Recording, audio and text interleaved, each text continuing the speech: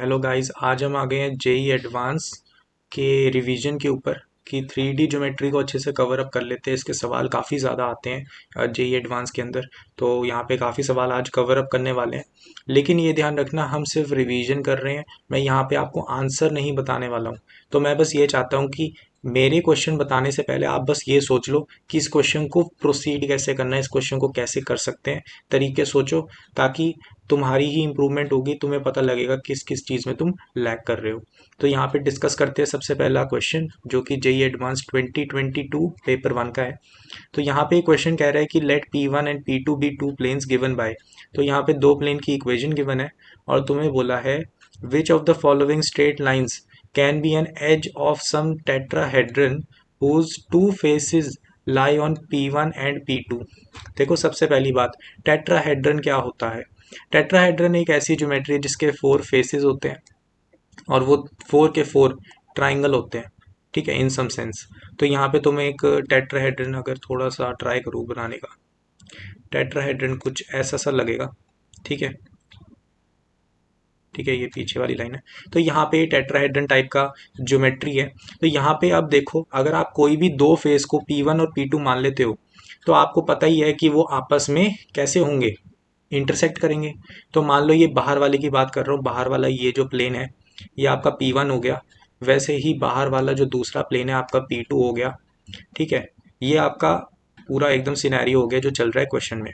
अब क्वेश्चन आगे ये बोल रहा है कि एक ऐसी लाइन बता दो जो एज बन सकती है। अब एज बनने के लिए किसी लाइन के पास क्या ही कंडीशन रह गई है? आप देखो, इस पूरे ज्योमेट्री में सिर्फ एक ही ऐसी लाइन बच गई है जो प्लेन के ऊपर लाई नहीं करती। बाकी ये वाली लाइन, ठीक है, ऊपर वाली लाइन, ये साइड वाली लाइन, ये नीचे वाली लाइंस, ये साइड वाली लाइन, सारी लाइंस प्लेन्स के ऊपर है। ठीक है, तो या तो जो सबसे पहली कंडीशन क्या हो गई, या तो जो लाइन हो इन चारों में से, ठीक है, वो क्या हो, कोइंसिडेंट हो जाए, कोइंसिडेंट हो जाए P1 के ऊपर या फिर P2 के ऊपर। ठीक है, या फिर दोनों के ऊपर भी हो सकती है। एंड दूसरी कंडीशन क्या होगी, ये जो एक लाइन पीछे वाली बच गई है, ये वाली लाइन जो पीछे बच गई है ना, ये जो पीछे लाइन है, ये वाली लाइन को अगर ध्यान से एनालाइज करो तो ये एक ऐसी लाइन है जो P1 एंड P2 दोनों को कट करती है डिफरेंट पॉइंट्स पे। ठीक है, डिफरेंट पॉइंट्स ऑफ इंटरसेक्शन। तो ये चीज़ अगर आप चेक कर लो तो आपको आंसर पता लग जाएगा। तो यहाँ पर आप करोगे क्या? देखो, इसको करने का थोड़ा सा एक वे है, क्या कर सकते हैं।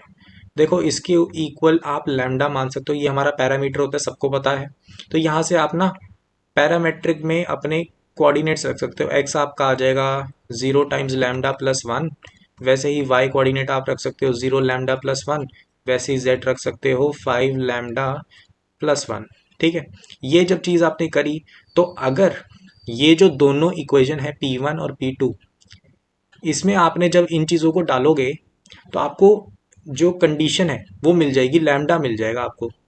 ठीक है, जैसे मान लो ए ऑप्शन आपने डाला, P1 में डाल दिया, P1 में आपने डाला, आपको कुछ लैम्डा 1 मिल गया, है ना, लैम्डा की एक वैल्यू मिली, उससे आपको एक पॉइंट मिल गया कि हाँ P1 को कट कर रहा है, इस पॉइंट पे कर रहा है। ठीक है, वैसे ही अगर आपने P2 को करा, P2 पे आपको कोई डिफरेंट लैम्डा मिल गया, है ना।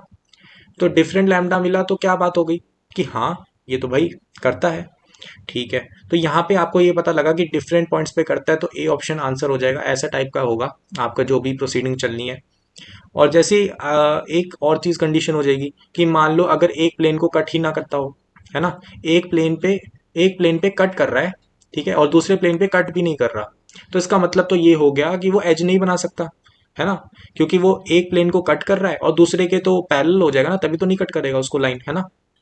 तो इससे ये पता लग रहा है कि आपको बस यही कंडीशन चेक करनी है, पॉइंट्स चेक करने हैं, चारों ऑप्शंस चेक करने हैं और आपका आंसर निकल जाएगा। अब मेरे को एक और तरीका पता लगा जो कि थोड़ा सा, मतलब आप कह सकते हो कि सोचने में ना आए। ठीक है, थोड़ा सा फॉर्मूला टाइप या फिर पहली स्टैंडर्ड टाइप, कि आप दोनों प्लेन्स की इक्वेशन को मल्टीप्लाई कर दो।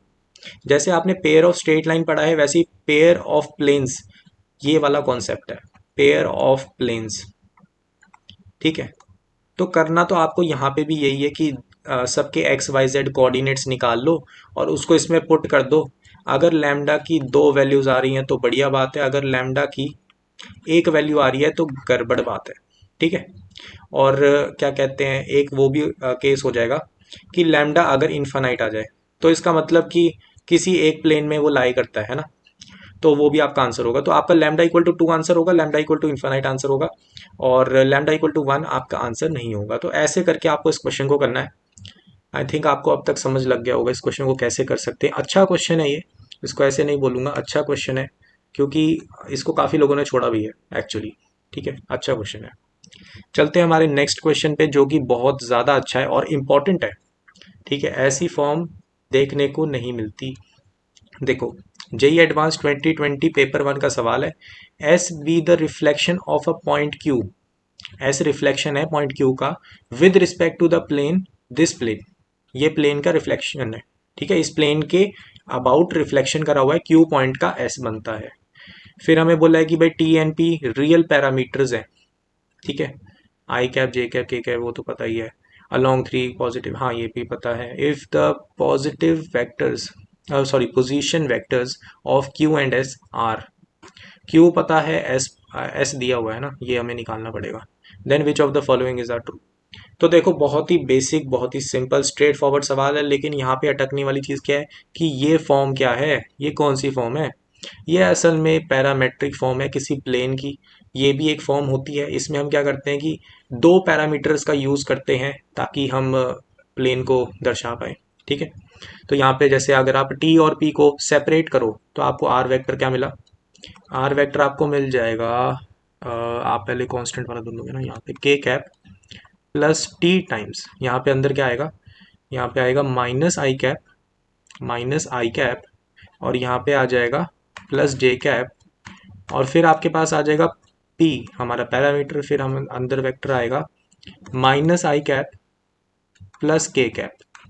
ठीक है, तो यहाँ पे एक चीज ध्यान से सुनो, ये जो फॉर्म होती है ये आपका पोजीशन वेक्टर हो गया या रेफरेंस पॉइंट हो गया, जैसे स्ट्रेट लाइन में होता है।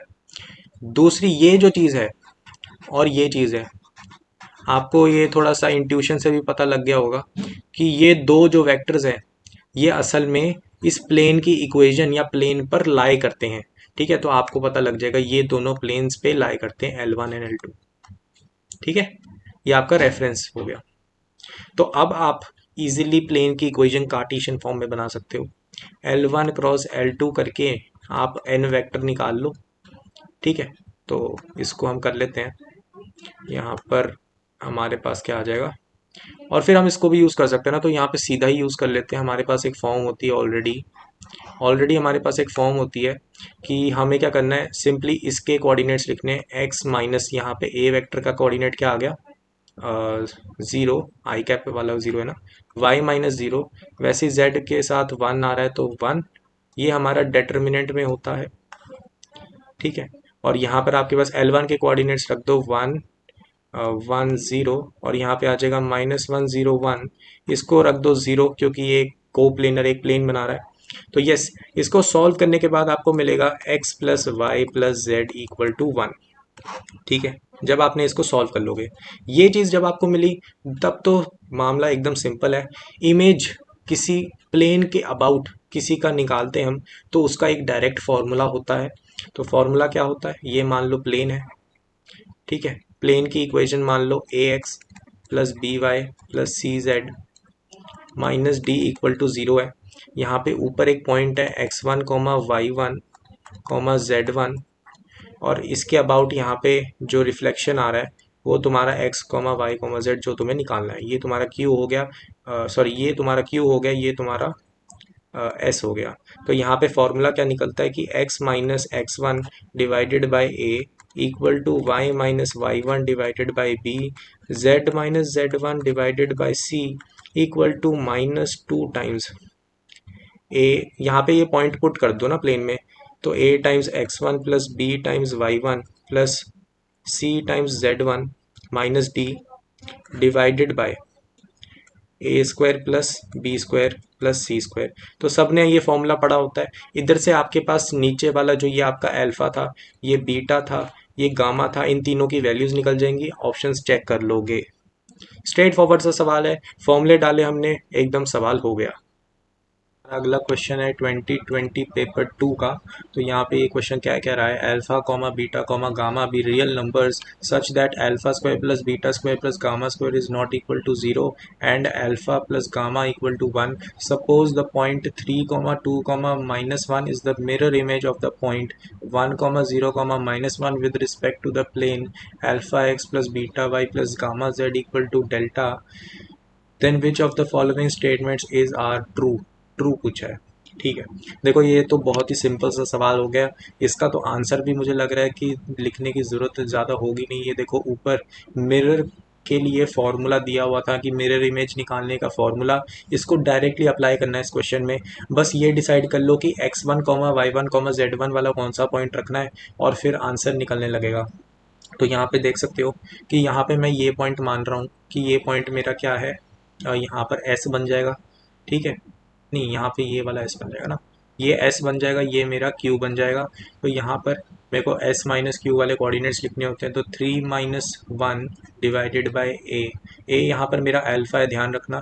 अल्फ़ा इक्वल टू यहाँ पे y-y1, तो ये आ जाएगा 2 - 0 2 आ जाएगा, और divided by beta equal to यहाँ पे आ जाएगा -1 - -1, तो ये 0 divided by gamma equal to -2 times यहाँ पर क्या आ जाना है, अल्फ़ा x1। तो x1 ध्यान रखना, x1 क्या था हमारा, q वाले पॉइंट्स थे ये। ठीक है, तो q वाले पॉइंट को प्लेन में पुट करना है। तो मुझे मिलेगा कि alpha minus gamma minus delta divided by alpha square plus beta square plus gamma square. अब देखो बहुत ही सिंपल सी एनालाइजेशन बताता हूँ। देखो अगर गामा को मैं मान लूँ कि ये नॉन ज़ीरो है, तो क्या हो जाएगा, ये ओवरऑल क्वांटिटी ज़ीरो हो जाएगी। लेकिन बीटा की वैल्यू मैं चाहे जितनी मर्जी बढ़ा दूँ, वो कभी भी ज़ीरो के बराबर इक्वालिटी को ला ही नहीं पाएगा। तो मेरे पास क्या रिज़ल्ट आया, मुझे ये चीज़ पता लगी कि गामा को मुझे ज़ीरो रखना पड़ेगा। तो मुझे गामा इक्वल टू ज़ीरो रखना पड़ेगा ताकि 0/0 फॉर्म बने, इनडिटर्मिनेट फॉर्म बने, ताकि हम कुछ कह ना सके, कोई फाइनाइट वैल्यू भी आ सकती है। तो गामा इक्वल टू 0 हमारे पास रिजल्ट आया। यहाँ पे हमें गिवन था alpha plus gamma equal to 1, उधर से हमें अल्फ़ा भी मिल गया, अल्फ़ा इक्वल टू 1 आ गया। और इस इक्वालिटी से इन दोनों को देखकर आप ये भी कह सकते हो कि बीटा इक्वल टू 1 है। और अगर आपको ये सारी इक्वालिटी 2 के बराबर मिल चुकी है, क्योंकि अल्फ़ा बीटा और 1 है और गामा का वाला तो पता ही नहीं है, तो ये 2 के बराबर आ रहा होगा। और यहाँ पे आपके पास जो बिल्कुल राइट साइड कॉर्नर कॉर्नर में जो भी चीज़ बनी है, उसमें आपको डेल्टा मिल जाएगा। यहाँ पे क्या आ जाएगा, 2 इक्वल टू -2, यहाँ पे आ जाएगा 1 - 0 माइनस डेल्टा डिवाइडेड बाई यहाँ पे क्या आ जाएगा, 1 का स्क्वायर प्लस 1 प्लस 0। तो यहाँ पे ये 2 यहाँ से हो गया कैंसिल, 2 वहाँ पे जाएगा और ये माइनस साइन एडजस्ट होगा, तो डेल -1, तो डेल्टा की वैल्यू 3 आ गई। अब ऑप्शन देख लो कैसे हैं। तो alpha plus beta equal to 2, ये तो सही लग रहा है। Gamma minus sorry delta minus gamma, तो ये तो 3 है, सही बात है। Delta plus beta equal to 4, सही बात है। Alpha plus beta plus gamma, alpha plus beta plus gamma 2 आ रहा है, तो डेल्टा तो 3 है, ये चीज़ गलत है। तो ए बी सी हमारे आंसर हो गए। देख रहे हो कितने सेकंड्स में क्वेश्चन हो गया। ये क्वेश्चन बिल्कुल ईजी था और ऐसे क्वेश्चंस भी आते हैं। ठीक है, मैंने तो अच्छे अच्छे वाले रखने की कोशिश करी थी यहाँ पे, तो फिर भी आप देखो आसान क्वेश्चन फिर भी आ गए यहाँ पे। और देखते हैं यहाँ पे 2020 पेपर 1 का सवाल एक और आ गया हमारे सामने। L1 L2 दो लाइंस गिवन है। तो यहाँ पे दो लाइंस गिवन है। सपोज द स्ट्रेट लाइन, यहाँ पे स्ट्रेट लाइन गिवन है, थोड़े से वेरिएबल्स है, थोड़ी चीज़ें पता है। Lies in the plane containing L1 and L2। L1 और L2 का जो प्लेन बनेगा उस प्लेन पे कंटेन करता है इस लाइन को, and passes through the point of intersection of L1 and L2 if the line L is bisects the acute angle between the lines L1 and L2, then which of the following statements is are true। तो बहुत simple सी बात है। देखो point of intersection निकालना है। Point of intersection में तो आप ये चीज़ एनालाइज करो कि x-1 y z-1 x-1 y z-1, ये चीज़ें तो पहले ही सेम है। तो इससे ये पता लगा कि जो L लाइन है ना, उसका भी जो रेफरेंस पॉइंट है, रेफरेंस पॉइंट, उसको मैं 1, 0, 1 मान सकता हूँ। ठीक है, क्योंकि वो दोनों को सेटिस्फाई कर रहा है ना। अगर ये डाल दूंगा तो मैं L1 पे भी लाई करता है ये पॉइंट, L2 पे भी लाई करता है, तो ये इंटरसेक्शन पॉइंट है, ऑब्वियसली ऑब्जर्वेशन से मुझे पता लग गया। ओके, अब ये जब चीज़ तुम्हें पता लग गई तो तुम्हें अब डायरेक्शन निकालनी है। ठीक है, ये ध्यान रखना यहाँ पे 0 है, यहाँ पे 1 है, तो इसका मतलब क्या पता लगा कि ये जो कोऑर्डिनेट्स है ना, ये इंटरसेक्शन वाले पॉइंट वाले नहीं है, ये कुछ और कोऑर्डिनेट्स हैं, ये हमें निकालने होंगे, निकाल लेंगे, वो कोई बड़ी बात है नहीं। एल और एम निकाल लेते हैं सबसे पहले।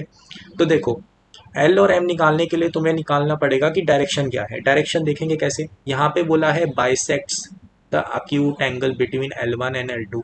तो देखो L1 L2 का डायरेक्शन देखो, L1 का डायरेक्शन है 1 कॉमा -1 3 वाले वेक्टर का, और यहाँ पे जो डायरेक्शन है -3 -1 1 वाले वेक्टर का। तो एक चीज़ सुनो, अगर कोई दो वेक्टर्स हैं, यहाँ पर आपको मैंने B1 वेक्टर बना दिया, यहाँ पर हमने एक B2 वेक्टर बना दिया, तो अगर मुझे बाइसेक्शन वाला इंटरसेक्शन से कोई निकालना है डायरेक्शन, तो यहाँ से मैं निकाल सकता हूँ, सही बात है। तो वो क्या वेक्टर आएगा, वो B1 plus B2 vector divided by 2 आ जाएगा मिड पॉइंट फार्मूला से। ठीक है, तो मिड पॉइंट फार्मूला यहाँ पर यूज़ होगा डायरेक्टली, तो यहाँ पर आप यूज़ करोगे तो आपको डायरेक्शन मिल जाएगी एल वाले की। बी डायरेक्शन जो आएगी एल की, वो क्या आ जाएगी, 1 - 3 डिवाइडेड बाई 2, यहाँ पे आ जाएगा आपके पास 1 - 3, तो -2 -1 आ जाएगा, और यहाँ पर -1 डिवाइडेड बाई 2 -1 ही आ जाएगा, और यहाँ पर 2 आ जाएगा। अब देखो ये तो तुम्हारी डायरेक्शन रेशियोज हो गई। अब यहाँ पर तुम्हें ये बोला है कि यहाँ पर -2 है, तो यहाँ पे तुम नेगेटिव से मल्टीप्लाई कर सकते हो, ऐसे कोई चक्कर पड़ता नहीं है इसमें। तो 1 1 -2, तो यहाँ पे तुम्हें क्या मिल गया कि तुम्हारा जो L है वो 1 है, वही तुम्हारा M है। और इसको पता लगते ही तुम यहाँ पे इसको इक्वल टू लैम्डा लिख सकते हो। तो यहाँ से तुम्हें क्या मिलेगा कि x इक्वल टू कोऑर्डिनेट्स लिख दो, L की वैल्यू 1 है ना, तो lambda plus alpha, y coordinate जो है वो क्या है, लैम्डा प्लस 1। ठीक है, और तुम्हें क्या पता चला, z equal to -2 lambda plus gamma. ठीक है, अब देखो y कोऑर्डिनेट तुम्हें पता है कि ये वाला जो है इस पॉइंट को सेटिस्फाई करना चाहिए, तो x को 1 रखेंगे हम, तो हमें मिला कि alpha plus lambda equal to 1। दूसरी इक्वेशन से क्या मिला कि लैम्डा प्लस 1 इक्वल टू 0, तो लैम्डा की वैल्यू क्या निकल गई, -1। ठीक है, वैसे ही यहाँ पर आपको बस लैम्डा पुट करना है, लैम्डा की वैल्यू -1 पुट करोगे तो अल्फा की वैल्यू 2 मिल गई, और गामा की वैल्यू भी निकाल लो। यहाँ पे z इक्वल टू 1 है हमारा, और इसकी वैल्यू 1 थी, और गामा की वैल्यू हमारे पास निकल गई -1।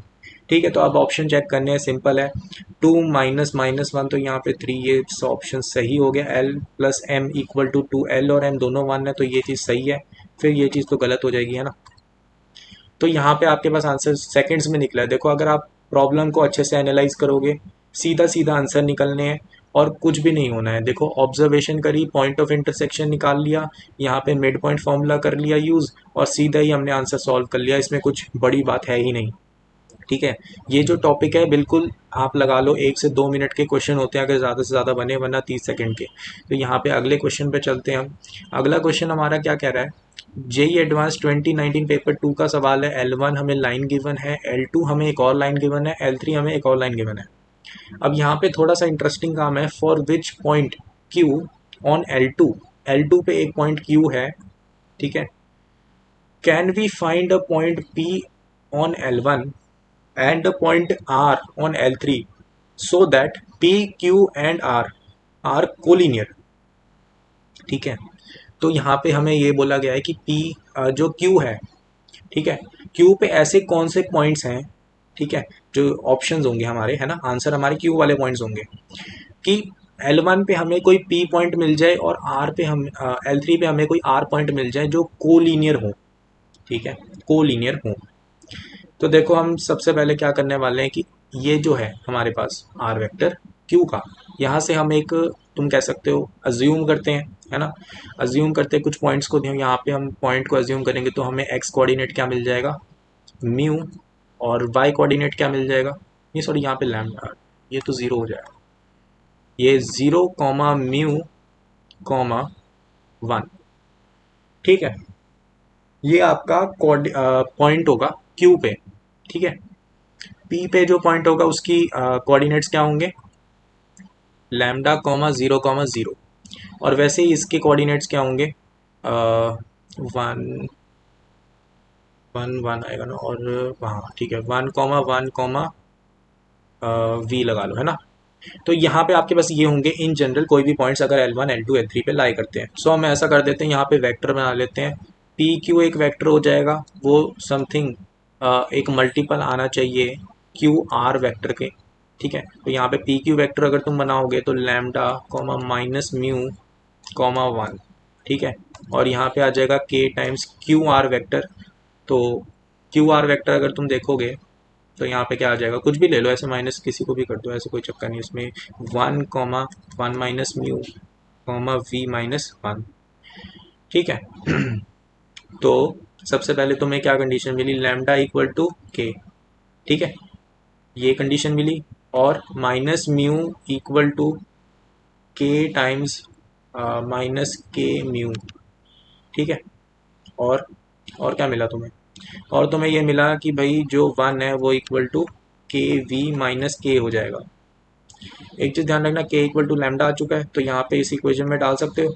इस इक्वेशन में डालोगे तो क्या बन जाएगा, यहाँ पर म्यू यहाँ पे आएगा ना, यहाँ पे के, तो आ जाएगा के माइनस वन, तो lambda minus one equal to lambda.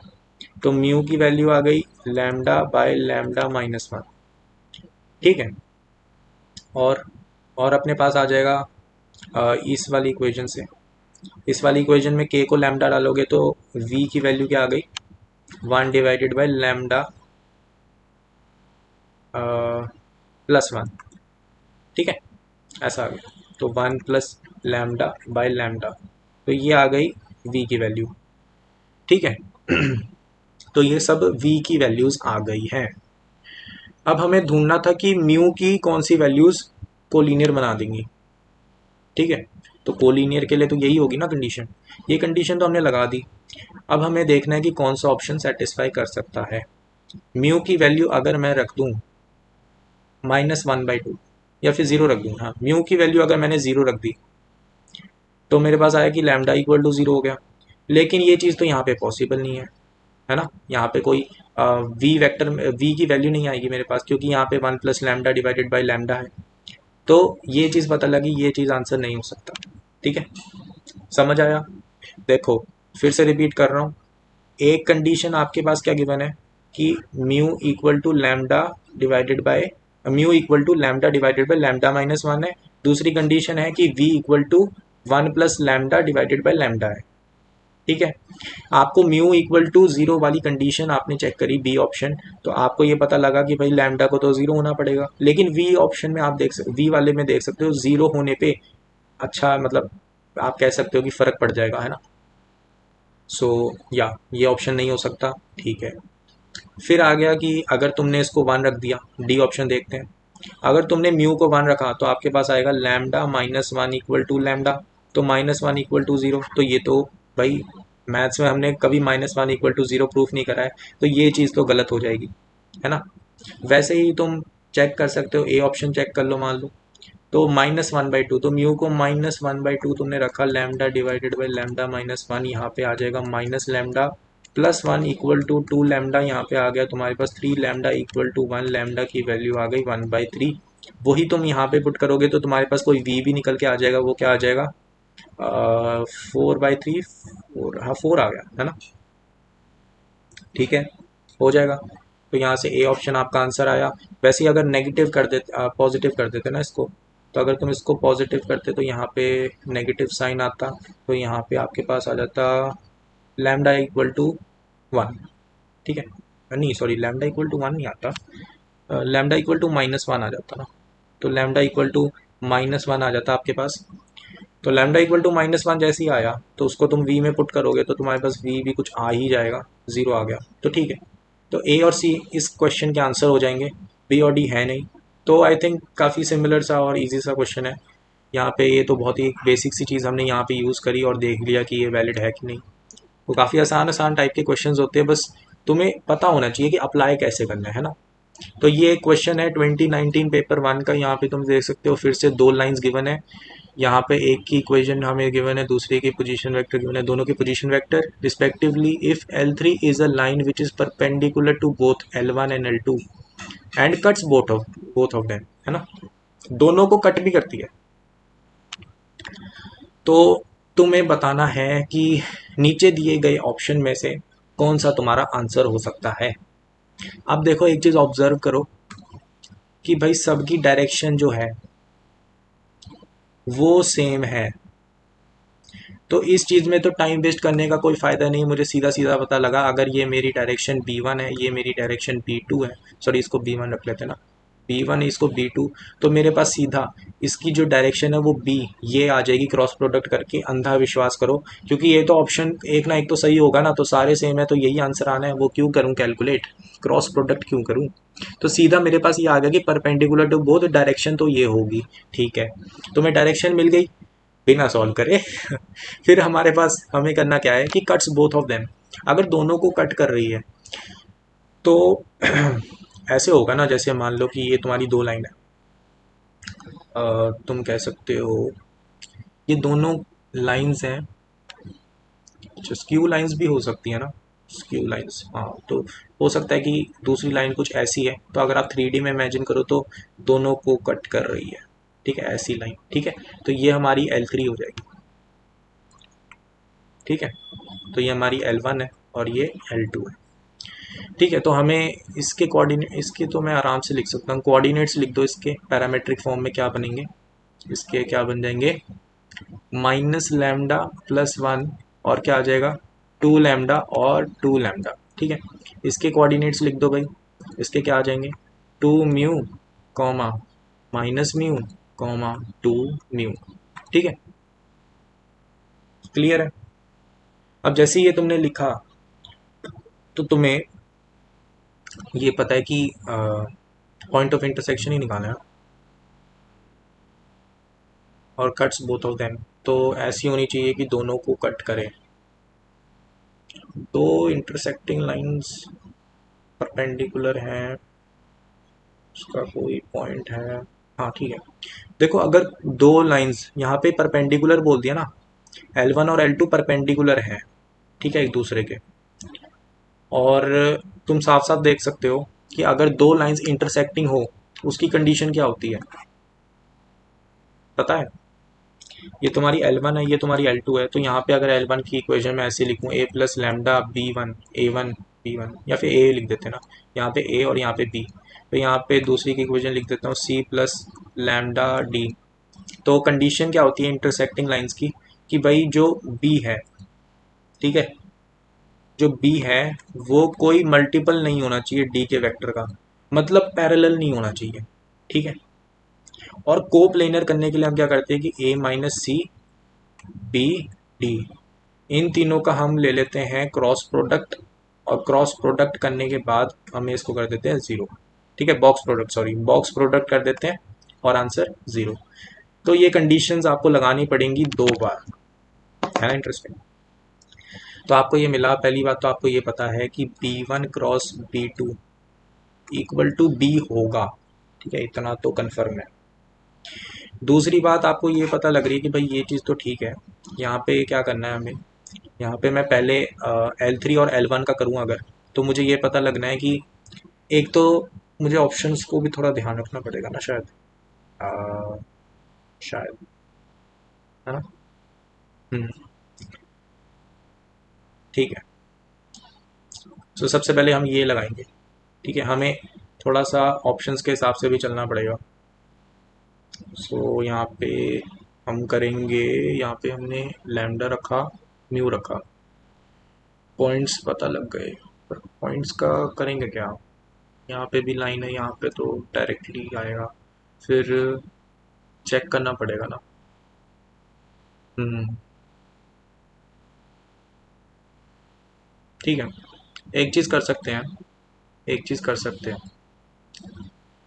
क्या चीज़ कर सकते हैं भाई, जब वो पॉइंट होगा इंटरसेक्शन वाला, उस पॉइंट पे दोनों लाइंस पे जो पॉइंट होगा, जैसे L1 पे कोई पॉइंट जा रहा है वो इधर आया, L2 पे, L3 पे जो पॉइंट आया वो यहाँ पे आया, तो दोनों का पोजीशन वेक्टर सेम होगा, तो यहाँ पे पोजीशन वेक्टर को सेम कर देंगे। लगी बात समझ? ठीक है, पोजीशन वेक्टर को सेम कर देंगे।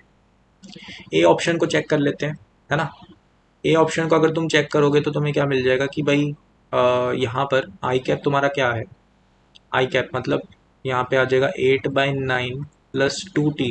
वो किसके बराबर होना चाहिए, इसके आई कैप के। कभी हो सकता है 1 माइनस लैम्डा। ठीक है, तो ये तो हमारी पहली इक्वेशन आई। दूसरी इक्वेशन निकाल लेंगे हम, क्या निकलेगा, 2/9 प्लस 2t इक्वल टू हमारे पास क्या आ गया, क्या आ गया हमारे पास, यहाँ पर हमारे पास आ जाएगा 2 लैम्डा। तो यहाँ पे अगर तुम थोड़ा सा डिस्ट्रीब्यूट करो, यहाँ पे आ जाएगा 6/9 प्लस 2/9। तो यहाँ पे 6/9 तो 2/3 प्लस यहाँ पे ये पूरा 2 लैम्डा बन जाएगा इक्वल टू 1 माइनस लैम्डा। तो यहाँ पे तुम्हें मिला कि अ, यहाँ पे 3 लैम्डा इक्वल टू 1/3। तो लैम्डा की वैल्यू 1/9 निकल गई। तो इसका मतलब हाँ, ये L1 को इंटरसेक्ट कर रहा है, लैम्डा की वैल्यू निकली। क्लियर है, तो A1 तो कर रहा है भाई। वैसे ही आपको चेक करने हैं बाकी ऑप्शंस। वैसे ही अगर मैं L2 के साथ करके देखूं तो L2 के साथ तो और भी इजी हो सकता है। 8/9 प्लस 2t इक्वल टू हमारा क्या आ जाएगा, 2 टाइम्स म्यू। और हमारे पास दूसरी तरफ क्या है, minus mu equal to 2/9 plus 2t। तो यहाँ पे फिर से वही आ जाएगा 2/3 प्लस 2, सॉरी माइनस म्यू, ठीक है, इक्वल टू 2 म्यू। तो यहाँ पे आ जाएगा 3 म्यू इक्वल टू 2/3। तो यस, ए ऑप्शन दोनों को इंटरसेक्ट कर रहा है, तो ए ऑप्शन आंसर है। वैसे ही आपको बी, सी और डी ऑप्शंस भी चेक कर लेने हैं। ठीक है, कर लोगे। थोड़ा लंबा क्वेश्चन है ना, थोड़ा लंबा है।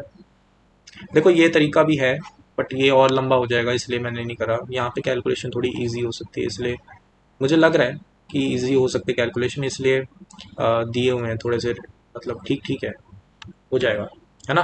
जैसे ए ऑप्शन चेक कर लिया, बी, सी और डी कर सकते हो आप। तो क्वेश्चन नंबर 12 पे चलते हैं। क्वेश्चन नंबर 12 क्या है, 2018 पेपर 1 का सवाल है। Let P be a point in the first octant. First octant में है whose image Q in the plane x plus y equal to 3। ठीक है, अब यहाँ पे थोड़ा एक्सप्लेन कर रखा है, that is the line segment P Q perpendicular to the plane and the mid point of the P Q lies in the plane. तो वही इमेज की डेफिनेशन होगी, इमेज कैसे कह रहे हैं हम, lies on the z axis. ये थोड़ा सा इंपॉर्टेंट है, मिस नहीं करना। यहाँ पे ये क्या बोला है, whose image Q in the plane और सारे ब्रैकेट के बाद lies on the z axis. तो जो इमेज है क्यू का कोऑर्डिनेट्स होंगे उसका जेड एक्सिस पे लाई करते हैं। अगर कोई पॉइंट जेड एक्सिस पे लाई करता है तो उसका एक्स और वाई कोऑर्डिनेट्स दोनों जीरो हो जाएंगे और जेड कोऑर्डिनेट कुछ आएगा, है ना। क्लियर है। फिर हमें ये बोला है कि जो पी पॉइंट है वो पहले ऑक्टेंट का था ना, तो मान लो alpha comma beta comma gamma हो गया। ठीक है, तो इस बार थोड़ा सा मैंने पॉइंट्स उल्टे से ले लिए, लेकिन फॉर्मूला सही लगाना। Let the distance P from the x axis be 5।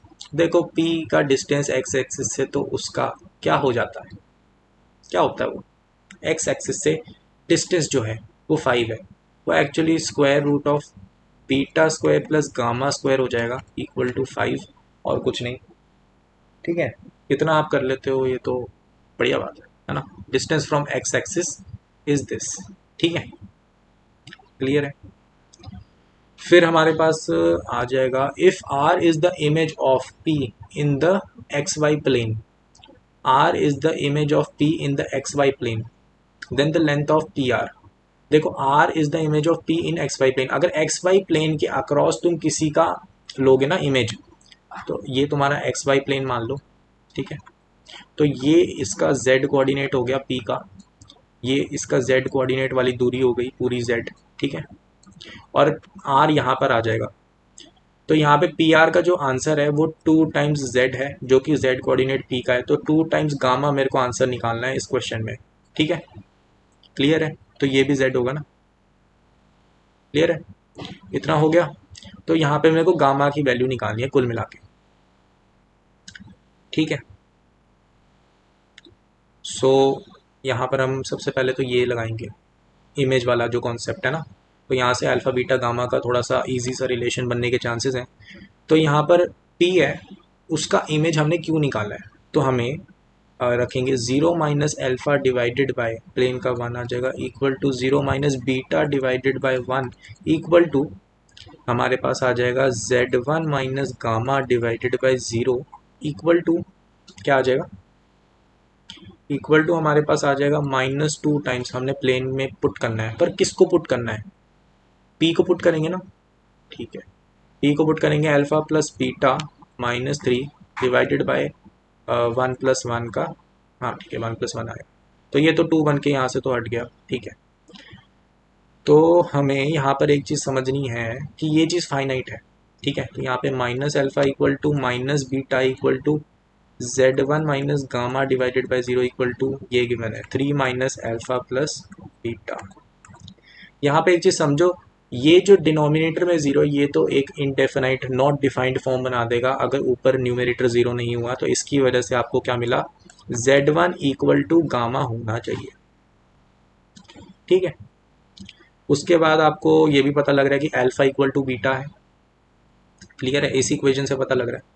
तो आपको एक और कंडीशन मिल गई, अल्फ़ा इक्वल टू बीटा। ये कंडीशन जैसे ही मिली आपने अप्लाई किया तो आपको मिला कि -बीटा इक्वल टू 3 माइनस यहाँ पे क्या आ जाएगा 2 टाइम्स बीटा हो जाएगा, क्योंकि अल्फ़ा इक्वल टू बीटा है और ये यहाँ पर आएगा, तो बीटा की वैल्यू 3 आ गई, वही आपकी अल्फ़ा की वैल्यू है, ठीक है।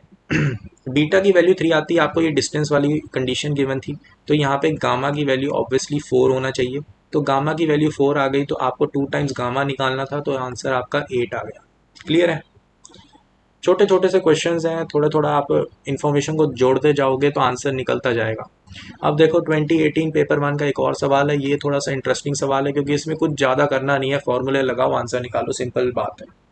देखो यहाँ पे सबसे पहले तो मैं P1 प्लेन गिवन है, P2 प्लेन गिवन है, दो प्लेन्स हो गए ये। Then which of the following statements is are true, true पूछा हुआ है। देखो सबसे पहले तो हमें पूछा क्या है, the line of intersection of P1 and P2 has direction ratios. समझो दो प्लेन्स हैं, ठीक है, ये दो प्लेन्स हैं, ठीक है, ये तुम्हारा P1 हो गया, ये तुम्हारा P2 हो गया। तो अगर इनके पास होने वाली कोई तुम्हें लाइन निकालनी है, ठीक है, इनके इंटरसेक्शन वाले पॉइंट, इंटरसेक्शन वाले जो होगा, तो ये जो लाइन हो गई ये होगी परपेंडिकुलर टू दोनों के जो नॉर्मल वेक्टर हो गए उनके, ये n1 हो गया, ये n2 हो गया, दोनों के नॉर्मल वेक्टर से परपेंडिकुलर होगी ये लाइन। तो इसी की वजह से तुम इसका आंसर निकाल पाओगे कि n1 क्रॉस n2 वेक्टर कर दो तो तुम्हारे पास यहाँ पे डायरेक्शन रेशियोज आ जाएंगी, वही तुम्हें करना है इस सवाल में, और कुछ ज़्यादा करना नहीं है, ठीक है। तो वही सवाल में करेंगे हम, यहाँ पे समझा दिया तो ये काफ़ी है, इसमें कुछ ज़्यादा है नहीं, ठीक है। आप करोगे ना इसको तो हो जाएगा। तो देखो यहाँ पे आपके पास आ गया n1, यहाँ पे आ गया, ठीक है। तो यहाँ पे डिटर्मिनेंट मैंने बना लिया, क्रॉस प्रोडक्ट के लिए तैयार है, आई कैप रखा, जे कैप रखा, के कैप रखा। यहाँ पे n1 हमारा क्या हो जाएगा 2, 1, -1, 2, 1, -1, और यहाँ पर 1, 2, 1। तो यहाँ पे हमारा आई कैप क्या आ जाएगा 1 प्लस ये 3 आ जाएगा, माइनस जे कैप हमारे पास क्या आ जाएगा 2 माइनस प्लस के 3, और फिर प्लस के कैप करेंगे हम 4 - 1, 3, ठीक है। हाँ, तो आप देख सकते हो कि जो डायरेक्शन रेशियोज आए हैं वो मैच नहीं कर रहे हैं, ठीक है, वो मैच नहीं कर रहे हैं। तो या आप यहाँ पे अगर देखो आपको मिला रेशियो कैसा है, रेशियो क्या है, अगर रेशियो निकालने जाओगे तो रेशियो आपको एक्चुअली क्या मिला 1, -1, 1, तो ये तो मैच बिल्कुल नहीं कर रहा है, तो ये तो हमारा आंसर होगा नहीं। अगला हमारे पास क्या आ गया, अगला हमारे पास ये कंडीशन आ गई कि द लाइन, ये वाली जो लाइन है is perpendicular to the line of intersection. तो यहाँ पे हमें बहुत बेसिक सी चीज़ देखनी है, देखो ध्यान से, इसके जो डायरेक्शन रेशियोज हैं वो क्या है 3, 3, 1, ठीक है। तो ये जो डायरेक्शन रेशियोज हैं इसके परपेंडिकुलर इस लाइन को होना चाहिए, है ना। तो हम इन दोनों के डायरेक्शन रेशियोज का डॉट प्रोडक्ट कर देंगे, तो यहाँ पे क्या आ जाएगा 3 - 3 + 1, तो ये इक्वल टू 1 आ रहा है, तो परपेंडिकुलर तो बिल्कुल भी नहीं है, सही बात है। अब हमें बोला है अक्यूट एंगल निकालो P1 P2 के बीच में, तो देखो एक और कॉन्सेप्ट, ठीक है, ज़्यादा कॉन्सेप्ट्स नहीं है, छोटे एक दो क्वेश्चंस हैं। ओके, तो हम लगाने वाले हैं एंगल्स वाला कॉन्सेप्ट। एंगल वाला कॉन्सेप्ट क्या कहता है, देखो मान लो ये तुम्हारा P1 वेक्टर है, सॉरी P1 प्लेन है, ये तुम्हारा P1 प्लेन है और ये तुम्हारा P2 प्लेन है, ठीक है। तो P1 का कोई n वेक्टर ऐसे जा रहा होगा, n1, और P2 का कुछ ऐसे जा रहा होगा। तो दोनों के बीच का, ये देखो ये एक एंगल भी होगा ना, तो मान लो कि जो अक्यूट एंगल है बाय डिफ़ॉल्ट कुछ भी हो, मान लो ये वाला है थीटा, तो ये क्या आ जाएगा 180 माइनस थीटा। तो ये अगर 90 है, ये अगर 90 है, तो ये दोनों का सम क्या होना चाहिए था, हाँ, दोनों का सम 180 होता है, ठीक है। तो यहाँ पे आपके पास क्या आ जाएगा, साइक्लिक कोऑर्डिनेटर है ना, क्योंकि यहाँ पे आपके पास आ जाएगा थीटा और यही आपका ये वाला थीटा होगा। तो n1 और n2 के बीच का थीटा आपको ढूंढना है। तो दोनों के बीच का थीटा अगर ढूंढना है तो हम क्या कर सकते हैं, डॉट प्रोडक्ट कर देते हैं। कॉस ऑफ थीटा हमारे पास क्या निकल जाएगा कॉस ऑफ थीटा हमारे पास निकल जाएगा, यहाँ पे दोनों का आप डॉट कर दोगे तो क्या मिल जाएगा 2 + 2 -1, ठीक है। और डिवाइडेड बाय दोनों के मॉडुलस भी कर देना ताकि कॉस थीटा ही निकले। तो यहाँ पे आ जाएगा 4 + 1 + 1, तो ये तो √6 हो जाएगा, यहाँ पे भी √6 आ जाएगा। तो आपके पास ऊपर क्या आ गया 3 डिवाइडेड बाय 6, तो ये 1/2 आ गया। तो आपके पास जो थीटा आया है वो थीटा क्या आ गया आपके पास 60 डिग्री। तो सी ऑप्शन तो आपका करेक्ट है, सही बात है। अब वैसे ही हम क्या कर सकते हैं, if P3 is the plane passing through the point this. अच्छा, P3 एक ऐसा प्लेन है जो इस पॉइंट से पास हो रहा है, perpendicular to the line of intersection P1 and P2, then the distance of the point from the plane is. अच्छा, तो पॉइंट गिवन है हमें प्लेन का और हमें बोला है कि ये परपेंडिकुलर है ना, ठीक है। तो P1 P2 की जो लाइन का निकला था हमारे पास, क्या निकला था हमारे पास, ओ फिर से करना पड़ेगा। तो फिर से हमें perpendicular to the line P1 and P2, plane P1 and P2, तो P1 और P2 को परपेंडिकुलर। अच्छा, ठीक है। देखो बहुत इंटरेस्टिंग सी अगर बात बताऊं मैं, तो क्या होगी वो, हम्म, कि N1 जो N2 है ये दोनों इस प्लेन पर लाई करेंगे। अब आप बोलोगे भाई कैसे, है ना, आखिर कैसे। तो देखो बात क्या है कि बात ऐसी है कि देखो आपने कोई प्लेन बनाना है इस लाइन के परपेंडिकुलर, ठीक है, जो बीच से आ रही है। तो वो प्लेन कुछ कुछ भी होगा ना, वो इसके परपेंडिकुलर होगा और इसके परपेंडिकुलर वेक्टर्स n1 और n2 हैं। तो ये दोनों उस प्लेन पर लाई करेंगे, ठीक है। ये आप थोड़ा सा इमेजिन करोगे तब जाके आपको समझ आएगा। तो आपको ये पता लगा, ये एक पॉइंट पता लग गया, दो वेक्टर्स पता लग गए जो उस प्लेन पे लाई करते हैं। तो सिंपली आपको अब सिंपली डेटर्मिनेंट लेना है और आंसर निकलने लगेगा। x माइनस ये पॉइंट रख दो 4, y-2 z+2, यहाँ पे n1 के कोऑर्डिनेट्स रख दो, n1 के कोऑर्डिनेट्स कर देंगे 2 1 -1, और यहाँ पे आ जाएंगे 1 2 1 = 0। तो यहाँ से प्लेन की इक्वेशन निकल जाएगी। सो ऐसा करते हैं, इसके अक्रॉस खोल लेते हैं, ठीक है, या फिर उसके अक्रॉस खोल लो, उसके अक्रॉस खोल लेता हूँ ना, थोड़ा इजी रहेगा। तो पहली रो के अक्रॉस खोल लेता हूँ, x-4, यहाँ पे क्या आ जाएगा 1 माइनस एडजस्ट हो गया 2, तो 3 आ गया। वैसे ही हमारे पास क्या आ जाएगा माइनस ऑफ y-2, और क्या आ गया 2 2 माइनस वो एडजस्ट हो गया ना, 3 आ गया।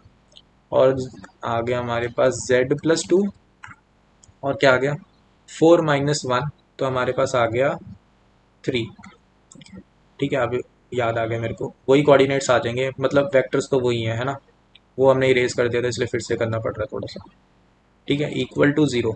तो हमारे पास क्या आ गया 3 का फैक्टर काट दो हर जगह से क्योंकि उसका तो कोई इंपॉर्टेंस नहीं है।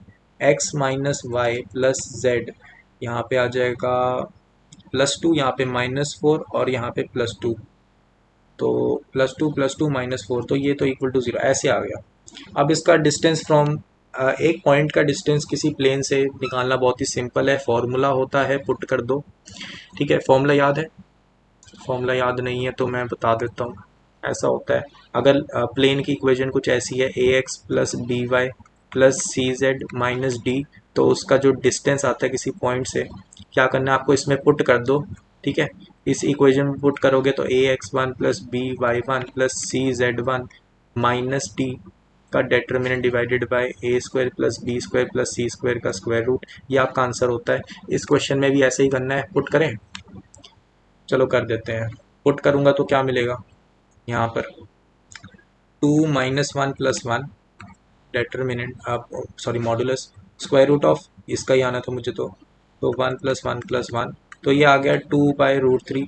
तो हमारा डी ऑप्शन भी आंसर है, सी और डी आंसर है, ए और बी नहीं है। काफ़ी कुछ रिवाइज हो गया ना इस क्वेश्चन से, काफ़ी कुछ रिवाइज हो गया, मार्क करके रख लेते हैं।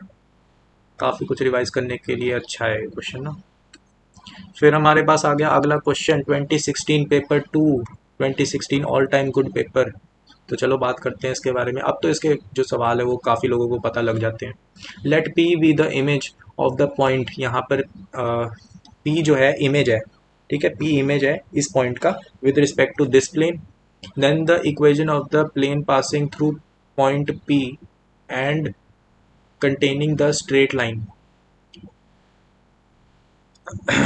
तो कोई बड़ी बात नहीं है, ये भी बहुत इजी टाइप का ही क्वेश्चन है। कैसे करेंगे इसको, है ना। देखो आपके पास एक स्ट्रेट लाइन है, ठीक है, एक स्ट्रेट लाइन गिवन है आपको, उसमें एक रेफरेंस पॉइंट भी गिवन है 0,0,0। इसकी जो डायरेक्शन है वो कैसी गिवन है, 1,2,1। ये आपकी स्ट्रेट लाइन हो गई। पी जो पॉइंट है उसको निकालना बहुत ही सिंपल है, ऊपर हमने आपको फॉर्मूला बताया था, अभी मैं उसको डायरेक्टली अप्लाई करूंगा। x - 3 divided by 1 equal to y - 1 divided by -1 equal to z - 7 divided by 1 equal to equal to हमारे पास आ जाएगा -2 टाइम्स, यहाँ पे प्लेन की इक्वेशन में पुट करेंगे 3 - 1 प्लस ये करके 9 - 3 आ जाएगा, डिवाइडेड बाय यहाँ पे आ जाएगा स्क्वायर, तीनों का स्क्वायर करके 3 आ जाएगा।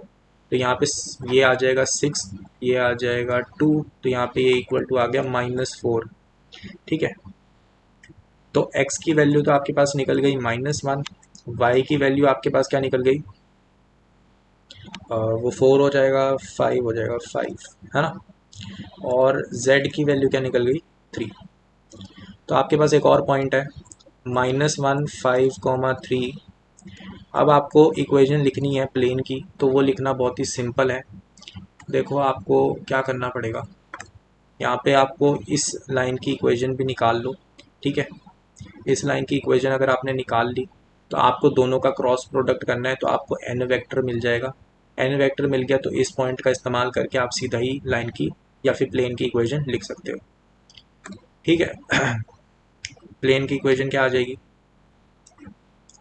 प्लेन की इक्वेशन लिखने का सीधा तरीका, सीधा क्या हो जाएगा कि सबसे पहले तो भाई x माइनस ये वाला कर देते हैं ना। ठीक है, x-0, y-0, z-0, सबसे इजी रेफरेंस पॉइंट। फिर मुझे करना है कि दोनों वेक्टर्स के बारे में लिख देता हूँ। ये वेक्टर क्या होगा मेरा, ये मेरा हेड है, ये मेरा टेल है, तो हेड माइनस टेल करते हैं, तो हमारे पास आएगा -5,3। ठीक है, -1,5,3, और ये क्या आ जाएगा 1,2,1। तो ये हमारी इक्वेशन हो जाएगा प्लेन का जो हमारा आंसर होना है। तो यहाँ पे कैलकुलेट कर दूँ, x टाइम्स यहाँ पे क्या आ जाएगा 5 माइनस ये करके -1, और y टाइम्स क्या आ जाएगा -y, यहाँ पर क्या आ जाएगा -1 -3 -4, और क्या आ जाएगा z प्लस z, यहाँ पर क्या आ जाएगा हमारा -2 -5 -7 इक्वल टू 0। तो हमारा आंसर क्या आ गया यहाँ से माइनस हटा देता हूँ ना सारों में, तो हमें मिला x - 4y plus 7z equal to 0। हमारा आंसर हो गया सी ऑप्शन, ख़त्म क्वेश्चन। ठीक है, तो इजी क्वेश्चंस हैं, सारे क्वेश्चंस इजी ही आते हैं इस टॉपिक से। अभी हम कर रहेंगे और क्वेश्चन करते हैं। काफ़ी क्वेश्चंस हो गए, काफ़ी क्वेश्चंस हो गए हैं, है ना। चलो करते हैं, और लगभग सारे प्रॉब्लम्स हमने कवर अप कर रहे हैं यहाँ पे। तो देखें, ये क्वेश्चन भी बहुत इंटरेस्टिंग है क्योंकि ये थोड़ा सा डिफरेंट टाइप का क्वेश्चन लगा मुझे, ज़्यादा मुश्किल नहीं है क्वेश्चन, मुश्किल नहीं है। देखते हैं क्या कह रहा है। Consider a pyramid OPQRS pyramid है। पिरामिड और टेट्राहेड्रन में फ़र्क होता है। पिरामिड में 5 फेसेस होते हैं, ध्यान रखना। नीचे वाला जो बेस होता है वो रेक्टेंगल टाइप होता है, ठीक है, और बाकी ट्राइंगल्स होते हैं 4, ठीक है, 4 ट्राइंगल्स होते हैं, तो ऐसा कुछ हिसाब सा होता है। Located in first octant with O as origin and OP and OR along the x and y axis। x और y एक्सिस के अलॉन्ग तो OP और OR है, ठीक है। The base OPQR of the pyramid is a square with OP equal to 3। The point S is directly above the mid point T of the diagonal OQ such that TS equal to 3। तो थोड़ा सा इसका diagram बनाना पड़ेगा, ऐसे ये question होगा नहीं, थोड़ा सा डायग्राम बनाएंगे, इमेजिन करेंगे, तब जाके ये क्वेश्चन होगा।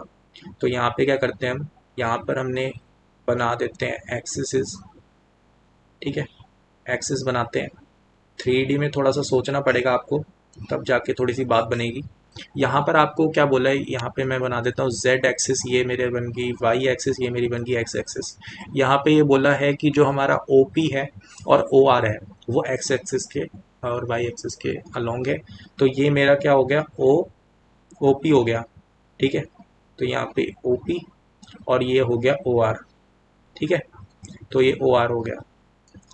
अब OP और OR तो बना दिए, यहाँ पे हमारा जो ऑब्वियसली हमारा जो बेस है वो यहाँ पे आएगा, ठीक है। तो ये हमारा बेस हो गया। यहाँ पे हमारे पास क्या आ गया, Q पॉइंट, और हमें ये बोला है कि जो OT का डायगोनल था उसका जो मिड पॉइंट T है उससे 3 mm मतलब 3 यूनिट्स की दूरी पर, ठीक है, 3 यूनिट्स की दूरी पर हमारे पास क्या गिवन है, ये हमारा T पॉइंट हो गया, ये हमारा S पॉइंट हो गया, पिरामिड का टॉप, वहाँ से सारे पॉइंट्स कनेक्टेड हैं आपस में, ठीक है। तो हमें क्वेश्चन में आखिर पूछा क्या है, ठीक है। सबसे पहले the acute angle between O Q हमारा जो वेक्टर है एंड ओ एस के बीच में एंगल कितना है, इसको थोड़ा सा इमेजिन कर लोगे ना, तो मैं तो कह रहा हूँ इमेजिन करके ही सवाल को करते हैं, थोड़ा सा इमेजिनेशन स्ट्रॉन्ग करते हैं, वेक्टर से तो तुम लोग कर लोगे, इमेजिनेशन करते हैं। मैं चाहता हूँ एक ऐसा प्लेन उठाओ कि ओ एस क्यू वाला जो प्लेन ओ एस क्यू को काट दे वो प्लेन, ठीक है। तो ऐसा सा कोई प्लेन सा होगा जो ओ एस क्यू को काट दिया। अब इस प्लेन को उठाकर रख दो और मेरे को बताओ क्या दिख रहा है। तुम्हें ऐसा कुछ दिखेगा कि ये तुम्हारा O हो गया, ये तुम्हारा S हो गया, ये तुम्हारा Q हो गया और ये तुम्हारा T हो गया, T हो गया, ठीक है। यहाँ पे Q है और ये तुम्हारा O है, ये तुम्हारा ST है, ठीक है। तो इसकी डिस्टेंस तुम्हें 3 गिवन थी, ठीक है, क्वेश्चन में, और तुम्हें क्या बोला हुआ है कि OP कितना है, OP की लेंथ हो जाएगी 3, और OQ तो डायगनल है किसी स्क्वायर का, डायगनल क्या होता है स्क्वायर का, कितना आता है वो, है ना, अगर हाँ √2a हो जाता है। तो यहाँ पे a तुम्हारा 3 था, तो ये पूरा जो है, ये पूरा, ये कितना हो गया, √2 है। तो OT कितना हो जाएगा, a/√2 आता, ठीक है। तो यहाँ पे तुम्हारे पास 3/√2 आ गया ना ये, क्योंकि a तो 3 है। तो यहाँ पे तुम्हें ये पूछा है कि ये एंगल बता दो भाई। इस एंगल को निकालना बहुत ही आसान है। यहाँ पे तुम अगर cos थीटा करोगे, सॉरी tan थीटा करोगे, tan थीटा करोगे ना, tan थीटा करोगे तो तुम्हें क्या मिल जाएगा, 3/3/√2। तो तुम्हें मिला कि ये √2 के बराबर है tan थीटा। तो ये कोई खास बात नहीं निकली, तो यहाँ पे ये π/3 तो कतई नहीं है, ठीक है। अगला अपने पास क्या आ गया, the equation of the plane containing the OQS। अब मैंने जो ये प्लेन बनाया, ये जो ब्लू कलर से मैंने प्लेन बनाया था, इसकी इक्वेशन बता दो। तो ये तो और भी आसान बात है, ये बताओ कि जो OQ है, OQ वो वाला जो OQ है, OQ की इक्वेशन क्या है, OQ लाइन की इक्वेशन क्या होगी, x=y, सही बात है। प्लेन में देखो, XY प्लेन में देखो, x=y। अब जो S है, अगर तुम 3D में किसी लाइन को लिखोगे ना तो वो प्लेन बन जाएगी, ठीक है। जैसे अगर मैं x, ये मेरा y हो गया, ये मेरा x हो गया, ठीक है। यहाँ से तुम्हें पहले से बढ़ते आ रहे हो, y इक्वल टू एक्स है। लेकिन अगर मैं तुम्हें बोलूँ कि 3D में मेरे पास कोई इक्वेशन है y इक्वल टू एक्स, तो वो एक प्लेन को रिप्रेजेंट करती है, ठीक है, ये सब तुम इमेजिनेशन में कर सकते हो। तो वो कैसी लाइन होगी, वो इस पर ही लाइन होगी, लेकिन उसका z कोऑर्डिनेट कुछ भी हो सकता है। तो यहाँ पर s पॉइंट भी कवर अप हो गया, ये पूरा प्लेन आ जाएगा, तो आपका आंसर आएगा कि बी ऑप्शन सही है। सही बात है, थोड़ी सी इमेजिनेशन है, थोड़ी सी सिमेट्री देख लोगे, आंसर होने लग जाएंगे। The length of the perpendicular from P to the plane containing the triangle O Q S is. P से तुमने परपेंडिकुलर घेरा, ठीक है, तो मैं चाहता हूँ कि तुम्हें क्या करना है, ओ आर, ये जो तुम्हारा बेस है इसको तुम देखो ये कैसा दिख रहा है।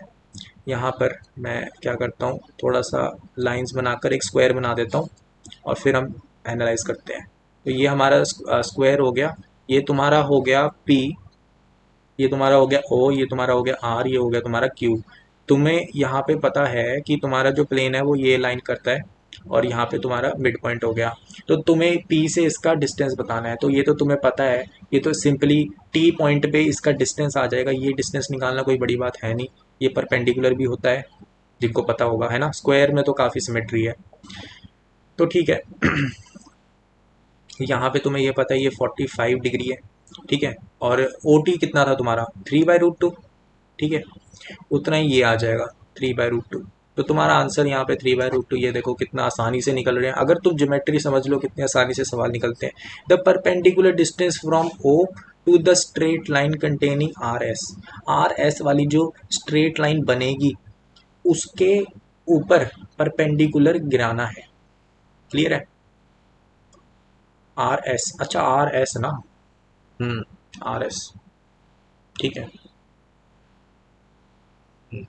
आर एस पे गिराना है ना, तो आर एस को, ओके, ठीक है, ठीक है,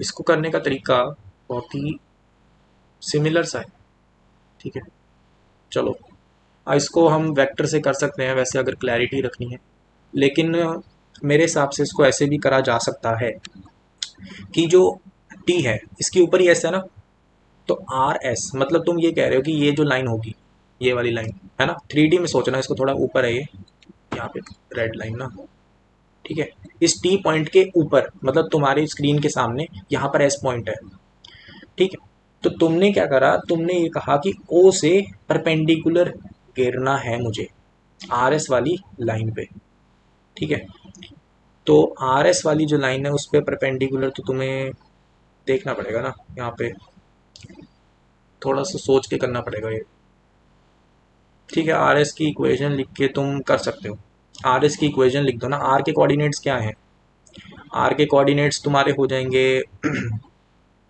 क्या हो जाएंगे, आर के हो जाएंगे तुम्हारे 0,3,0, और एस के क्या हो जाएंगे, एस जो तुम्हारा है ना वो है कि उसका जेड कोऑर्डिनेट 3 है ना, जो एस है ना उसका जेड कोऑर्डिनेट 3 है, बाकी दो कोऑर्डिनेट्स तुम सिमेट्री से लगा सकते हो, 3/√2, ये वाला डिस्टेंस होगा ना, ये वाला डिस्टेंस तो और भी छोटा होना चाहिए, 3/2 होगा ना, तो 3/2 होगा, ठीक है, 3/2, 3/2, 3, ठीक है। तो ये एस के कोऑर्डिनेट्स निकल के, आर के कोऑर्डिनेट्स निकल के, स्ट्रेट लाइन फॉर्म बना दो, शॉर्टेस्ट डिस्टेंस निकाल लो किसी पॉइंट का किसी लाइन से, तो ज़्यादा बड़ा खेल नहीं है, ठीक है। तो डी ऑप्शन तुम खुद कर लोगे, मैं ये अज्यूम करता हूँ, कोई बड़ी बात है नहीं इस ऑप्शन में, छोटा सा पार्ट है। ओके, तो हम आ गए हैं 2023 के PYQs। देखो 2023 में बहुत अच्छे अच्छे PYQs भी आए हैं, जैसे ही देखो ये क्वेश्चन हो गया, क्वेश्चन नंबर 5। अब देखो मैं इसको स्ट्रेट लाइन से तो कतई नहीं करने वाला, पर मैं तुम्हें फॉर्मूला ज़रूर बताऊंगा। तो देखो कैसे होना है, let Q be the cube with set vertices, यहाँ पे वर्टिसेस गिवन है, और हमें गिवन है F be the set of all 12 lines containing the diagonals of 6 faces of the cube, and S be the set of all 4 lines containing the main diagonals of the cube. तो ये तो मेरे हिसाब से सबको पता होंगे कि फेस डायगोनल्स 12 होते हैं जो फेस के ऊपर लाई करते हैं, और मेन डायगोनल या फिर कुछ लोग उसको बॉडी डायगोनल भी कह देते हैं, वो वाले 4 होते हैं, ठीक है। और यहाँ पे तुम्हें एक्सप्लेन करा हुआ है, ये एक्सप्लेनेशन ठीक है, इसको पढ़ने की जरूरत नहीं है। For L1 and L2 DL1, L2 denote the shortest distance between them. ठीक है, तो तुम्हें ये बोला है मैक्सिमम वैल्यू बताओ DL1, L2 की as L1 varies over F and L2 varies over S। ठीक है, तो एक क्यूब बनाना पड़ेगा। यहाँ पे हमने स्ट्रेट लाइन खींची, यहाँ पर हमने स्ट्रेट लाइन खींची, यहाँ पर हमने एक स्ट्रेट लाइन खींची। ये मेरा एक्स एक्सिस हो गया, ये वाई एक्सिस हो गया, ये जेड एक्सिस हो गया। यहाँ पे ये 1 वाला पॉइंट आ गया। यहाँ पे मैं एक क्यूब बना सकता हूँ। ठीक है, यहाँ पे एक क्यूब बना सकते हैं, यहाँ पे क्यूब बना लेंगे। ठीक है, तो जैसे ही हमने ये क्यूब बना लिया, अब हमें क्या करना है कि हमें बोला है L1 और L2 के बीच का मैक्सिमम डिस्टेंस निकालो। तो यहाँ पे मैं चाहता हूँ इसको O रख लो नाम। ठीक है, और इसका नाम A रख लो। ठीक है, इसका अब ये बताओ कि OA वेक्टर आपने चूज कर लिया, ये आपका मेन डायगनल है या बॉडी डायगनल है। ठीक है, ये आपने चूज कर लिया, क्लियर है। जैसे ही आपने ये चूज कर लिया, अब आपको ये सोचना है कि मैं फेस डायगनल कौन सा वाला रखूं। ठीक है, फेस डायगनल मुझे ऐसा चाहिए कि मैक्सिमम डिस्टेंस निकले। अगर मैंने मान लो कि ये जो सामने ये ओ ओरिजिन है ना, ओ ओरिजिन को कंटेन करने वाले जो 3 फेसेस हैं, ठीक है, ओ को इंक्लूड करने वाले, जैसे मान लो ये नीचे वाले डायगनल से मैंने ये कर दिया, तो इसका डिस्टेंस तो 0 हो गया, है ना। वैसे ये वाला डायगनल जो होगा इसका भी 0 हो जाएगा, ये वाले का भी 0 हो जाएगा, है ना। तो मुझे ये वाले डायगनल नहीं लेने, है ना। तो मुझे कौन सा डायगनल लेना पड़ेगा? ऐसा डायगनल, फेस डायगनल जो O और A पॉइंट से पास ना होता हो। जैसे मान लो ये वाला डायगनल, ये जो बाहर की तरफ है, ठीक है, ये बाहर की तरफ वाला जो फेस था उसमें डायगनल, इसको BC मान लो। ठीक है, तो ये 2 डायगनल्स हैं जिनको आपको देखना है, क्लियर है।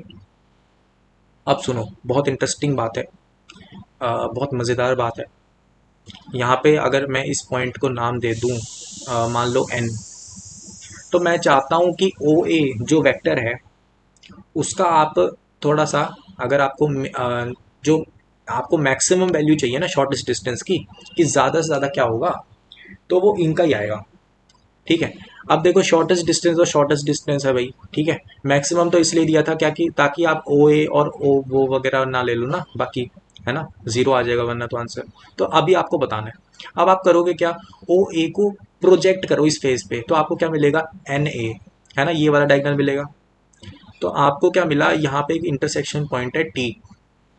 अब आपको क्या करना है कि ये जो T पॉइंट BC पे है, इधर से आप डिस्टेंस निकालो। ठीक है, अब देखो कैसे करना है। मैं चाहता हूँ कि थोड़ा सा आप ऐसा एक प्लेन काटो, ऐसा एक प्लेन लगाओ जो ONA वाले पॉइंट्स को कंटेन करे। तो वो ऐसा कुछ प्लेन होगा, मतलब ऐसा सा, ठीक है। ये वाला जो प्लेन होगा उसको आप कंटेन करो, तो आपको दिखेगा क्या, आपको, तो आप जब ये प्लेन डालोगे तो आपको क्या मिलेगा, आप देखोगे कि आपको मिला, यहाँ पर O है, यहाँ पर आपका A है, और यहाँ पर आपका N वाला पॉइंट हो गया। तो आपको पता है ये डिस्टेंस 1 है, यहाँ पर AN पे आपको एक T पॉइंट मिला जो कि उसका मिड पॉइंट था। अब आपको इस T पॉइंट का शॉर्टेस्ट डिस्टेंस निकालना है OA से। ठीक है, OA से आप शॉर्टेस्ट डिस्टेंस निकालोगे तो आपको मिला ये परपेंडिकुलर। अब आपको सॉल्व करना है। अब आप बोलोगे भाई यहाँ पे तो मुश्किल हो रहा है, मुश्किल मुश्किल कुछ नहीं है। यहाँ पे मानो थीटा, AN डिस्टेंस जो आपको पता है ये जो पूरा होगा ये √2 हो जाएगा। ठीक है, तो आपको ये पता है कि जो साइन tan थीटा है, tan थीटा लगा लो, या फिर ये √3 है ना, तो आप लगा लो कि साइन थीटा लगा लो। साइन थीटा बड़े वाले ट्राइंगल के लिए क्या आ जाएगा, 1/√3। और छोटे वाले ट्राइंगल के लिए क्या आ जाएगा, ये आपका मान लो P डिस्टेंस है, ठीक है, AT आपका कितना हो जाएगा, 1/√2। तो जो छोटा वाला ट्राइंगल है उसके लिए आपके पास आ जाएगा कि परपेंडिकुलर डिवाइडेड बाय हाइपोटेन्यूस। तो आपके पास सीधा आंसर आ गया कि जो P है वो क्या आ गया, 1/√6। तो यहाँ पे आपका आंसर 1/√6 बन जाता है। देखो जिनको ये चीज़ समझ नहीं आ रही, इतनी इमेजिनेशन नहीं है भाई हमारी, है ना, तो देखो बहुत सिंपल सी बात है, आपको यूज़ करना पड़ेगा फॉर्मूला। फॉर्मूला कौन सा, स्क्यू लाइंस के बीच का डिस्टेंस अगर मान लो तुम एक लाइन की इक्वेशन है L1, उसकी इक्वेशन है R vector equal to A vector plus lambda times B vector, और दूसरे की इक्वेशन है C वेक्टर, मान लो C वेक्टर ना, C vector plus lambda times D vector, ठीक है।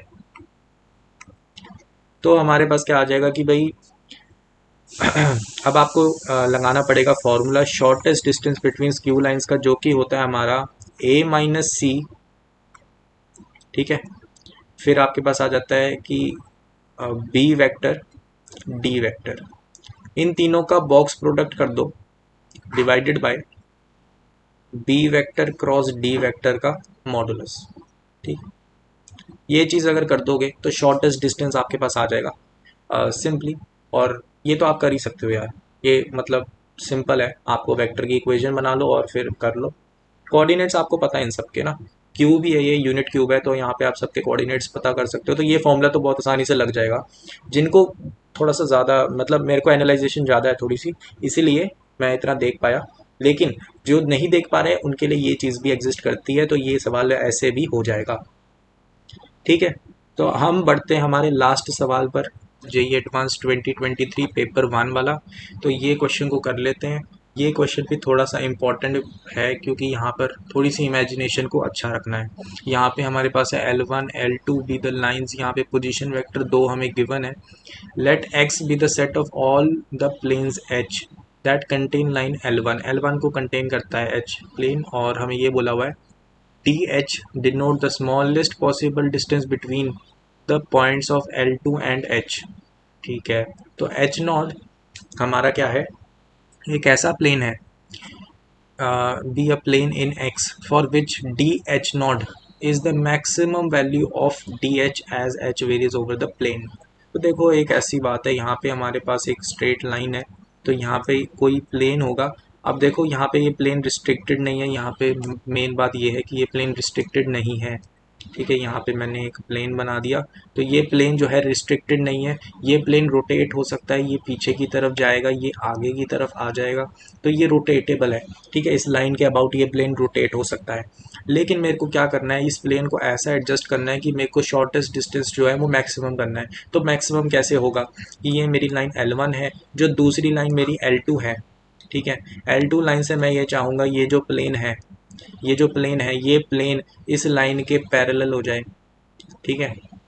अगर पैरेलल हो गया तो मैक्सिमम शॉर्टेस्ट डिस्टेंस निकलेगा, ये चीज़ तो आपको भी सोचने में ठीक लगेगा, ठीक है। अब सुनो, अब आपको डी एच नॉट पता लग गया कैसा ओरिएंटेशन का प्लेन है ना, उसकी ओरिएंटेशन फिक्स होगी। अब ओरिएंटेशन फिक्स हो गई तो एक चीज़ सोचो, ये जो प्लेन होगा डी एच नॉट, उसमें आपके पास एक लाइन गिवन है, ठीक है। लाइन गिवन है वो ठीक है, आपको एक और लाइन चाहिए, एक और डायरेक्शन चाहिए, डायरेक्शन दूसरी क्या हो जाएगी हमारे पास, हो जाएगी L2 जे कैप माइनस के कैप प्लस म्यू टाइम्स यहाँ पे आ जाएगा आई कैप प्लस के कैप म्यू, यहाँ पे हाँ डायरेक्शन आ गई। तो देखो अगर ये पैरेलल है प्लेन के, तो ये जो डायरेक्शन है आपको इसमें भी यूज़ कर सकते हो, ठीक है। इस प्लेन में भी यूज़ कर सकते हो। तो इस डी एच नॉट प्लेन में आपको दो डायरेक्शंस पता लग गई, एक तो L2 वाली, एक L1 वाली। तो और आपको एक पॉइंट भी पता है, रेफरेंस पॉइंट आप यहाँ से निकाल लो L1 से रेफरेंस पॉइंट आप निकाल सकते हो 0,0,0, ठीक है, यहाँ से निकल जाएगा। सो हाँ, आपके पास पॉइंट आ गया, दो डायरेक्शन आ गई, एच नॉट की इक्वेशन लिख लोगे, है ना। यहाँ पे आपके पास एच नॉट की इक्वेशन क्या आ जाएगी, तो एक आपके पास आ गया x-0 y-0 z-0, यहाँ पे आपके पास कोऑर्डिनेट्स आ गए 1 1 1 और आ गया 1 0 1। तो यहाँ से इक्वेशन निकालोगे, इक्वेशन क्या आ जाएगी प्लेन की, x यहाँ पे आ जाएगा 1-0 1 आ गया माइनस y, और यहाँ पे क्या आ गया 0, और यहाँ पे क्या आ गया प्लस z 1-0 सॉरी -1। तो ये आपके पास आ गया इक्वेशन x इक्वल टू,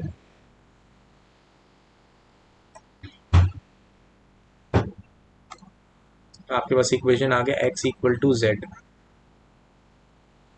ठीक है।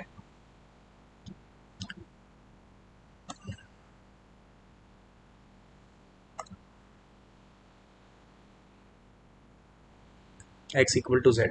तो ये प्लेन की इक्वेशन जैसी आपके पास निकली, तो अब आपको इसको यूज़ करना है सिंपली। जैसे आप इसको यूज़ करना चाहो जैसे मर्जी कर सकते हो। डी एच नॉट की वैल्यू बताओ। तो देखो L2 से अगर आपको इधर का डिस्टेंस निकालना है, क्योंकि प्लेन पैरेलल है, तो यहाँ से कहीं भी एक पॉइंट ले लो। तो यहाँ पे आप ये रेफरेंस पॉइंट ले सकते हो 0,1,-1। ठीक है, तो यहाँ पे 0,1,-1 आपने ले लिया, और फिर आप इस तरह से डिस्टेंस निकाल ले, शॉर्टेस्ट डिस्टेंस, या फिर आप प्लेन से डिस्टेंस निकाल लो, बहुत आसान फॉर्मूला है वो। तो यहाँ पे आप डालोगे 0 - -1। ठीक है, इधर से आ जाएगा मॉडुलस डिवाइडेड बाई, यहाँ पे आ जाएगा स्क्वायर रूट ऑफ 1+1, वो आ जाएगा आपका √2, और यहाँ पे आ जाएगा 1। तो आपके पास डी एच नॉट की वैल्यू यहाँ पर आ गई है, डी एच नॉट की वैल्यू आ गई है आपके पास 1/√2। तो पी का आंसर 5 होना चाहिए। तो यहाँ पे पी का आंसर जिधर भी 5 है वो आपका आंसर हो सकता है। ठीक है, तो बी या डी में से आंसर होगा। तो एक और इंटरेस्टिंग मैं आपको चीज़ बताता हूँ जो बहुत ही शॉर्टकट में आंसर बता देगी। Distance of origin from H not is, देखो यहाँ पर हमने रेफरेंस पॉइंट ही लिया था L2 के ऊपर, L1 के ऊपर। तो अगर L1 लाइन के अलोंग ही पूरा प्लेन बना था, उसके अबाउट ही घूम रहा था, तो ओरिजिन भी उसके ऊपर लाई करता होगा। तो distance from origin H not का ऑब्वियसली ज़ीरो हो जाएगा, या एच नॉट का भी छोड़ो, कोई भी एच अगर ले लो तो उसका भी ज़ीरो होना था। तो आर का आंसर 3 होना चाहिए, जो कि सिर्फ बी ऑप्शन में। तो बी ऑप्शन आपका करेक्ट आंसर है, और बाकी भी आप निकाल सकते हो। ठीक है, the distance of the point from H naught, ये तो आप कर सकते हो as the distance of origin from the point, distance of the origin from the point of intersection of planes. हाँ, तो मतलब प्लेन्स को आप सॉल्व कर लो और फिर मिल जाएगा, है ना। तो यहाँ पे एक्स इक्वल टू जेड है, यहाँ पे मतलब आपके पास ये आ गया, और एक्स इक्वल टू 1 है, तो सारे 1 आ गए। तो यहाँ पे तो आंसर √3 आ जाएगा, एस का 1, है ना। तो सारे ऑप्शंस हो जाने चाहिए थे इसके। बस आपको ये चीज़ ध्यान रखनी है कि जो प्लेन होगा वो पैरेलल होगा L2 के, है ना। ठीक है, मतलब वो ऐसा आएगा कि आपको ये 3D में ऐसे दिखेगा नहीं, मतलब यहाँ पे ना जो प्लेन है वो कुछ ऐसा आएगा कि वो ऐसा सा है। ठीक है, इस लाइन के ऊपर ही है। ठीक है, वो ऐसा सही रहेगा, पिंक सा, इधर बाहर की तरफ भी होगा थोड़ा सा, और पीछे की तरफ भी ऐसा सा। ठीक है, ऐसा सा प्लेन होगा। सो आई थिंक इतने सारे क्वेश्चंस डिस्कस करने के बाद आपने कॉन्फिडेंस आ गया होगा इस पूरे टॉपिक को लेकर। हमने काफ़ी सारे क्वेश्चन सॉल्व कर दिए, तो अब जाकर तो आप क्वेश्चंस को अटेम्प्ट कर सकते हो इस चैप्टर के 100%। काफ़ी क्वेश्चंस थे, अच्छे क्वेश्चंस थे। आई थिंक एक अच्छी रिवीजन आपकी हो गई है इस टॉपिक को लेकर।